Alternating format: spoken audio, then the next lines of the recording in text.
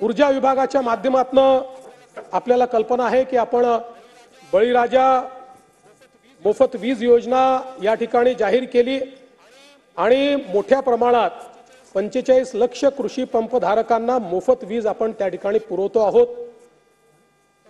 संपूर्ण आर्थिक वर्षाचा याचा खर्च जवळपास 14,000 कोटी रुपये आहे। मी माननीय वित्तमंत्र्यांचे आभार मानेन की माननीय वित्तमंत्र्यांनी या योजनेमध्ये कुठलीही कपात केली नाही, सुचवली नाही आणि त्याला जे पैसे लागले ते पैसे दिल्यामुळे आमच्या शेतकऱ्यांना त्या ठिकाणी मोफत वीज ही प्राप्त होते।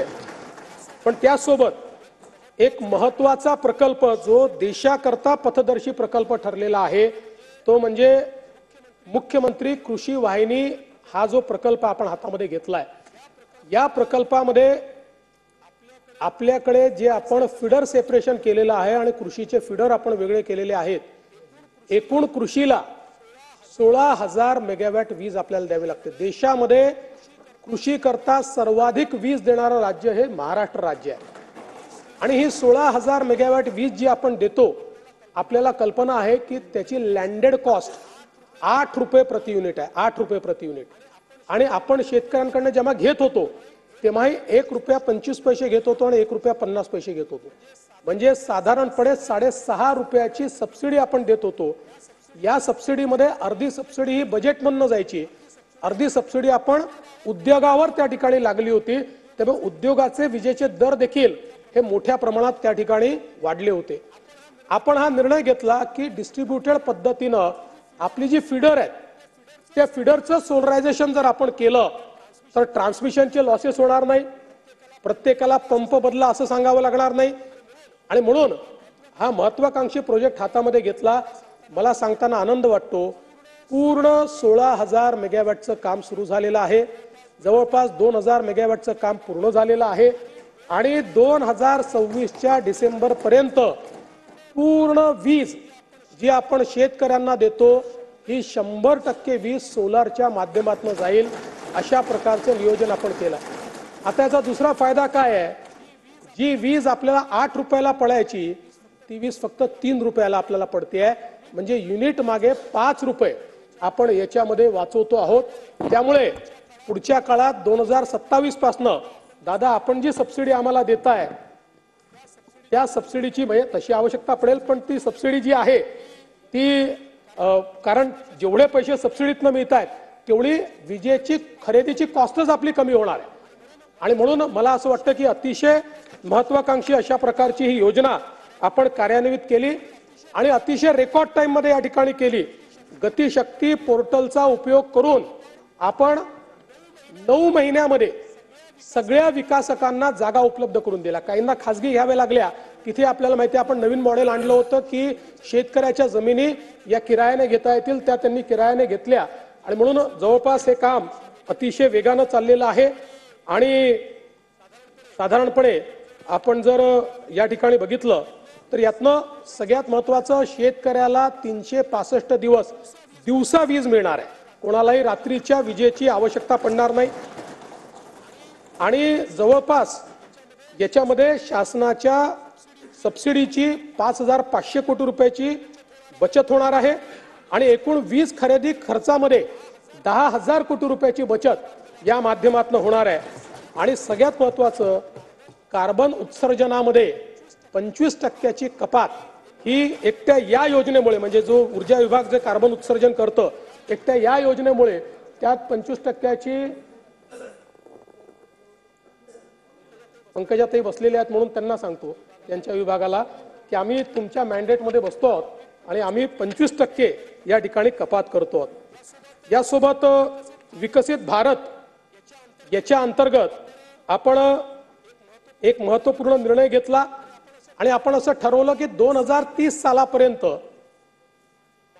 महाराष्ट्रामध्ये आपण जी काही ऊर्जा वापरतो त्यातली किमान 50% ऊर्जा ही अपारंपरिक ऊर्जा स्रोतातून आली पाहिजे। आज ती मागच्या वर्षीपर्यंत केवळ 13% होती, पुढच्या वर्षी ती 25% होईल।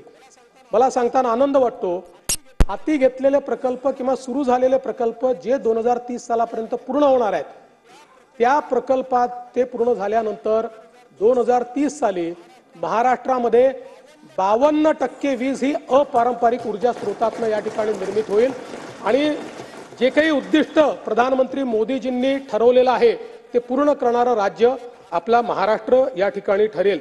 आपण रिसोर्स ॲडिक्वसी प्लॅन तयार केलेला आहे, एनर्जी ट्रान्झिशन प्लॅन आपण तयार केलेला आहे आणि त्यामुळे मोठ्या प्रमाणात आपण जर विचार केला तर केवळ आपल्याला आकडा सांगतो की 1947 पासनं तर सन 2022 पर्यंत 75 वर्षात आपली कॉन्ट्रॅक्च्युअल कॅपॅसिटी म्हणजे जे पीपी आहेत, करारित क्षमता आहे, ही 36,000 मेगावॅट होती। मात्र गेल्या 2 वर्षामध्येच, केवळ 2 वर्षामध्ये आपण जे करार केलेले आहेत ते 45,000 मेगावॅटचे केलेले आहेत, 45,000 मेगावॅटचे, आणि 1,000 मेगावॅटचे हरित ऊर्जेचे आहेत। आणि या माध्यमातून आपली जी काही क्षमता आहे ही 2030 पर्यंत 36,000 मेगावॅट वरनं 81,000 मेगावॅट पर्यंत आपण नेतो आहोत।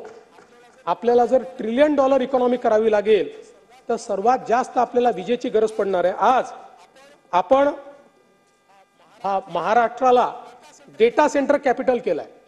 देशाच्या डेटा सेंटरची जवळपास 65% कॅपॅसिटी महाराष्ट्रात तयार झालेली आहे आणि आपल्याला माहिती आहे की आता डेटानी जी ऑइलची कॉस्ट होती त्याला सरपास केलाय। म्हणजे आता सगळ्यात श्रीमंत ज्यांच्याकडे तेल आहे ते नाही आहेत, आता सगळ्यात श्रीमंत ज्यांच्याकडे डेटा आहे ते झालेले आहेत।